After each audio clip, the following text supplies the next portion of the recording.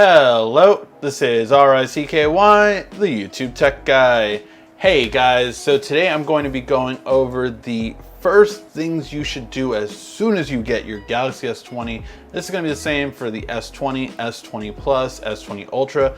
However, we're not going to be going over the how to speed up the device or how to save battery life, since we've already done a separate video on that. So make sure to check out both videos to really get the full experience. Not to mention, we're going to go over how to set up your camera in another video as well. So make sure to check out all of our coverage and subscribe to get the best possible experience for your smartphone. Now let's get into it. So first and foremost, the biggest thing, let's get to it, because a lot of people don't know about this still to this day, have the ability to share 4K videos, high quality videos over text message or over anything. Now first, how you do that is first you have to get a Samsung account. Once you have a Samsung account, this is the biggest benefit of it. And that is you can share through link share. So link share allows you to send up to 5 gigs per day, 500 files, and all different video types. So mainly videos are the biggest thing you want to share through this. So what this allows for is the ability to share really high quality videos through a cloud link that is only available for 24 hours. That's the best part about it, is this is immediately removed thereafter. And you can share them through pretty much any services, through text message, you can send them through Twitter, and again, you're getting the full quality. It's not compressed as much as any other service. I prefer it to Dropbox or anything like that, and they don't have to download anything. All they literally have to do is click the link and then click download, and then they download the videos onto their device. This can be done through an iPhone or anything like that. As everyone always asks, no, you do not have a solution for this for Apple. You only have the solution for this to text an iPhone, not the other way around. Sorry, but Apple is stingy. All right, so then we are going to want to do the next step, which is going into the ability to turn Samsung Daily off. And that is just going to make your home screen experience much better. But then you're also going to want to go to home screen settings and do a couple of things. So first of all, I would recommend, and not everyone does this, but lock your home screen, especially if you're one of those people that ends up with icons all over the place. Trust me, I have parents, I know. Just lock your home screen. This makes it so that you do not have your home screen all over the place and different apps moving and all that kind of such. I'm still setting mine up, so I will leave this off for now, but once I do have it fully set up, I do like to do this, so it's just something I recommend. Next two are these two. Swipe down notification panel. This just makes it so when you're on your home screen, you can just swipe down and see everything you need to for your notifications. And then we're going to want to rotate during landscape. This just allows it, if you tilt your phone over on your home screen, you can also see it in landscape. And also hide apps. Say there's apps that you have on your device that you don't want anyone to see, you can also hide them as well. So if you do have those kind of apps, I will show you something much better for that later called Secure Folder, but we'll get to that. Okay, then the second thing is going to be these top panels over here. So you can organize them, you can put this in just how you want it, and there's certain things that I recommend having up front. First of all, flashlight, I just kind of always recommend having it right there. I use hotspot. If you do, then you kind of want it towards the top. I mirror to the TV a lot, or my fridge now, I can actually do that as well, so I can do that. Airplane mode, power saving, wireless power sharing, all these kind of things. QR code scanner, that's a big one to have kind of in the front. But you can kind of arrange these however you want and make sure the most important ones are there. If there's ones that you really never ever use, then I recommend maybe getting rid of them per se. So like, I don't want to accidentally ever turn sync off. So I like to have that up here so it's away so I can't accidentally turn it off. You can turn on certain things, whatever you kind of want to go with, you can set it up that way. So basically make it yours. The other thing I like to do is make sure the brightness level is on the top so I can quickly change that. I don't have to swipe down twice to get it. It's just automatically here for me to be able to have that. So I do like that experience as well. And then the status bar, I like to have it so I see the 3 most recent notifications And then I could also see show battery percentage at the top. So that way, again, it's just kind of laid out how you do want it. So just a recommendation. I used to like having 5 in a row, but Samsung did get rid of that, unfortunately. Again, these are different things that hopefully they'll change with the updates. But now we're going to settings. So for the settings, I do want to let you know that there's lots of different settings you can change. These are the ones I recommend, again, that are different from what we've already covered. And so starting off with the settings, we're going to start off with sound and vibrations. And we're going to go to sound quality and effects first. So this is an area where obviously there's certain things you want to do. Turn on Dolby Atmos. I would leave it on auto unless you definitely do one more than the other. But it's good at pretty much adapting. Also, I would turn it on for gaming, so any kind of gaming you'd want to have. Equalizer, you can set it to whatever you want. I typically do rock. It's just better overall sounding to me. But the biggest thing is you want to plug in your headphones that came with the device and go to adapt sound. This is going to be really good for those times when you wear headphones. It really improves it. Now, certain headphone manufacturers do their own version of this, but it's just a really good way to personalize your sound so you see a huge difference. And definitely I do, from what it normally is to what I get now, is a much better difference and a much better experience. So definitely recommend doing this. Then also, if you are a person that plays music through a Bluetooth speaker a lot, but you want to do things on your device. So I used to work in retail where we always played music on a Bluetooth speaker, but then you can have different audio coming from your device. That is basically what this is. So if you turn this on, it can allow for this ability. So it's just something you kind of want to be aware of. Another thing you want to be aware of is in that vein for Bluetooth connections. If you go under Bluetooth and go under advanced, you can also allow your friends to play on a Bluetooth speaker. So basically your phone is kind of the medium. So you can connect to a other person's phone and then share it through a speaker. Again, this is kind of only for like parties. If someone says they have a playlist they want to get to, it's just kind of easier for them to connect to your phone than to connect to the speaker and kind of doing it through the setup process and all that again. So it's just a much better way, especially if you have a lot of people that have their own playlist and want to play. Then we're going to go to display. And for display, there is a lot to change here. Again, we're not going to go over too much of the same stuff we did before. This is the brightness you want to set it at. You want dark mode for everything, and you want to turn off adapt brightness. I would decide if you want to turn on refresh rate. So for the purposes of me testing the phone out, I am going to turn up the refresh rate to 120 Hertz. However, depending on if you want more battery life, this takes about 2 hours off your battery life from other people's tests. So I'm gonna test it myself now that I've optimized this phone for better battery life. So you're gonna see how much it really does in comparison to it. You also want blue light filter, turning that on at a specific time. So I have it at 10 p.m. to 6 a.m. Set your time, but that's just good for you to get some sleep. Screen mode, I would make sure it's vivid so you get those nice vivid poppy colors that we love in Samsung displays. And I think you're going to be very happy with it. Resolution, since I did put it to 120 Hertz, I cannot go to this or it will turn off the 120 Hertz display. So just make sure to kind of set it at what you like. If you don't want the 120 Hertz, I do recommend putting it up to the 2K display, just because that way you have a better resolution and it doesn't really change battery life. Unless you want to go to 720, that will help out battery life more, as we went over in that video. Set your screen timeout to whichever you prefer in terms of it. And then we already did home screens. Then we're going to want to go to edge screen.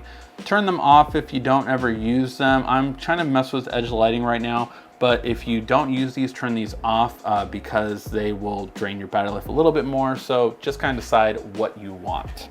Then for the navigation bar, I do recommend trying out the new gestures, seeing if you like them. If you don't, Samsung does have the best gestures in my opinion, as opposed to the stock one that's really horrible. So I do recommend trying to test out the gestures because this is the way Android is going.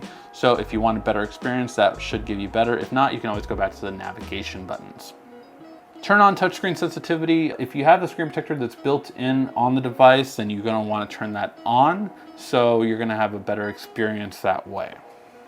And we're gonna go to video enhancer right now, just because you want to turn this on so you get that HDR experience on all of the different apps you have. So that's just a good thing to turn on. Then we're going to go to lock screen.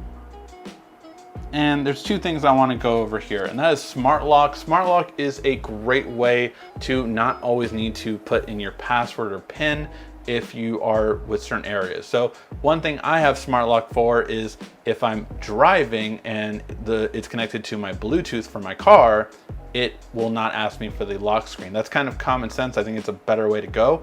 So just kind of do what you like and where you don't need it. If you're safe at home and you don't need to have your lock screen, then do home. If you're safe at work, then do that.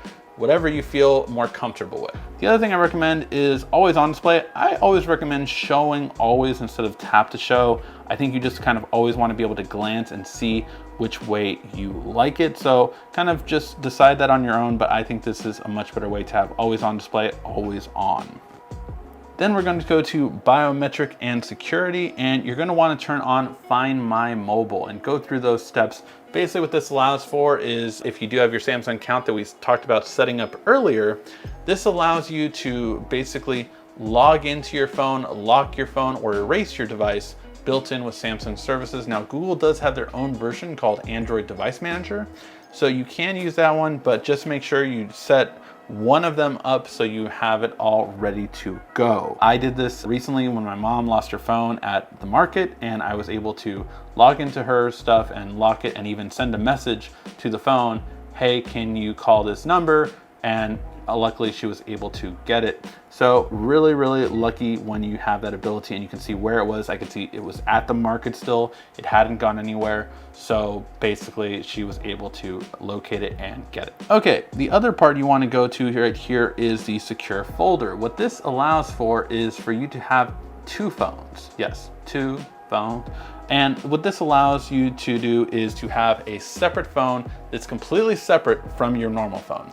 Basically, you can have separate emails, separate accounts, separate apps. You can have a public Snapchat and a private Snapchat. You can do all kinds of things with this, but Secure Folder allows you to basically have two phones completely separate from each other. So if you want to have that ability, and if you want to see a separate video on that, we do have that before on the channel on what you can do with Secure Folder, but it's a lot you can. All right, then we want to go to the advanced features.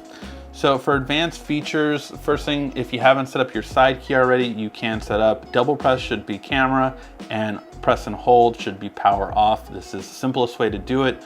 So I definitely recommend just setting it up that way. It's simple and easy. And if you want to change it, you can, but that's what I recommend. Bixby routines, we already went over that a bit, but this is really something you should set up for all of your needs. I talked about Wi-Fi turning on and off in our battery saving device, so that's one you should kind of set up, but this will make your life so much better. Basically, kind of a simple thing, if this then that kind of experience. So if I'm at home, Wi-Fi turns on. If I'm in my car, Wi-Fi turns off. Things like that will really save your battery life, save your experience, and you can really kind of automate everything in your life. Send calls and texts to other devices. So this is if you have another Samsung device, if you have a Samsung phone or phone besides this one, or a tablet besides this one that you want to use, this is when you would turn that on. Link to Windows, I recommend this if you have a PC. It really is a great experience, just kind of being able to send text messages and get all your notifications on your computer. So I definitely recommend turning that on. Screenshots and screen record, basically you just kind of want to make sure that is on. I recommend putting it on JPEG just so it's simple and easy. 1080p for the video recording, and decide if you want to have mic. I would typically say you kind of want to talk someone through something. So I would turn the mic on if you want to ever do screen recording so they can hear you as well. If you just want them to see the screen and hear the screen, then you can have that. Direct sharing is really important. I leave it off for the purposes of I don't want my people's contact information always popping up when I do these videos, but direct sharing definitely is a great way to go to be able to quickly share to the people you normally share to. Motions and gestures, these are the ones I recommend to turn on and off. You can kind of pause it and see on your phone which ones you like, but this is how I like to have it set up. And then you have one-handed mode. One-handed mode is just basically the ability to use your phone one-handed. It's very simple, easy. I like the gesture one. So it's just basically I can swipe down and then I can use the phone one-handed very easily. And it's just a great way to obviously use your phone, which is a very big screen, on a smaller basis. And then we're going to go to Device Manager. So for device care, we already went through a lot of the stuff earlier on the battery optimization. Definitely check out our video on that for the deep sleep apps. But we're gonna go here now and go to advanced. And you're gonna wanna set up a couple of things. So first thing you're gonna wanna do is definitely set up auto restart. This is a really nice feature just because you always wanna restart your phone once a week at minimum. So I typically like to do Sunday, so I'll do Sunday. And you can do multiple days if you want to do 2 or 3 days, but I just like to do at least once a week, 3 a.m. when I'm not using it, and if you are using it, it will not turn off automatically. So this is just a great way to kind of go and make sure that you have the best overall experience for that. You can also choose different things for optimization settings. So if you want to kind of do that, you have that ability as well. I've never seen that much benefit in this part, but something I didn't mention on the previous video. Then you want to go to your language and input. That is under general management. And for here, there's a couple of things you want to get to if you are going to be using the Samsung keyboard. So first thing I recommend is doing your autofill service. Samsung has Samsung Pass, but I really recommend using Google services. I think it's much better. And this way, if you use Chrome a lot, you can autofill everything. Your addresses, everything is autofilled, so you don't have to ever worry about having to fill things out all the time. It's just automatically fills in everything. This is also where if you have LastPass or something like that, you can also use that ability as well. And then again, if you are using the Samsung keyboard, I would just recommend going to on-screen keyboard, Samsung keyboard, and this is where you can kind of personalize it a little bit better so that it fits with what you want. So smart typing is definitely a way I recommend, kind of having suggested emojis, how you want the spacing, auto punctuation, all that kind of stuff, as well as style and layout. So you can kind of have different ways of your keyboard and have the keyboard themes. I have it set on dark mode, so I won't do that right now, but you can have different ways of your keyboard looking. You can also have different things in how your touches go. So I like a shorter touch, so I would kind of do it for that, for the ability to type quicker. And again, just how you kind of want to have everything available. I would also keep a symbol panel open if you are putting that open, just so it doesn't switch back. I know iPhones do that. I don't like it, but just an ability to have. And that's going to be what you want to kind of set up in keyboards. The last part for the settings is going to be under accessibility. And for accessibility, you just kind of want to, if you're coming from an iPhone, go to advanced settings and you go to flash notification. I know you guys are used to having the camera flash. So if you want that ability, it will actually flash then when you basically have a call. So it's just kind of a quick thing that if you want to happen, you want that, you have that ability to have it flash when you're getting a call. Okay, so a couple of things that I want to get to now that we're finishing up. First, for your phone calls. So for your phone calls, there's something you're going to want to do, and that is in call settings. So in call settings, you're going to want to set up your quick replies.